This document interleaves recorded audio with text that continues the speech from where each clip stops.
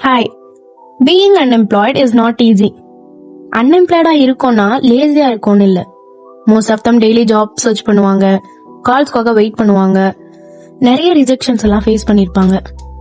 நம்ம ஃபியூச்சர் எப்படி பில்ட் பண்ண போறோம் அப்படின்னு நைட் ஃபுல்லா ஓவர் திங்க் பண்ணிட்டே இருப்பாங்க. ஸ்கில்ஸ் இருந்தும் ஆப்பர்ச்சுனிட்டி எதுவுமே இல்லாம இருந்தா நம்மளுக்கே நம்ம மேல ஒரு டவுட் வரும். நம்ம உண்மையாவே வர்த்தா அப்படின்னு எல்லாம் யோசிக்க ஆரம்பிச்சிருவோம். அது எல்லாத்தையும் விட ரிலேட்டிவ்ஸ் ப்ரெஷர். என்ன காலேஜ் முடிச்சு இவ்வளவு நாள் ஆகுது, இன்னும் வேலைக்கு போலையா, வீட்லயே எவ்வளவு நாள் இருப்ப, ஒழுங்கா ஏதாச்சும் வேலைக்கு போ அப்படிலாம் அவங்க சொல்றப்போ எனக்கு ஒரே ஒரு டைலாக் மட்டும் தாங்க ஞாபகம் வரும். Jokes abort, unemployment is not a permanent one. இது டெம்பரவரி தான். ஜாப் இல்லன்றதுனால நீங்க யூஸ்லெஸ் இல்ல. டேலண்ட், எஃபர்ட்ஸ், ட்ரீம்ஸ் எல்லாமே உங்ககிட்ட தான் இருக்கு.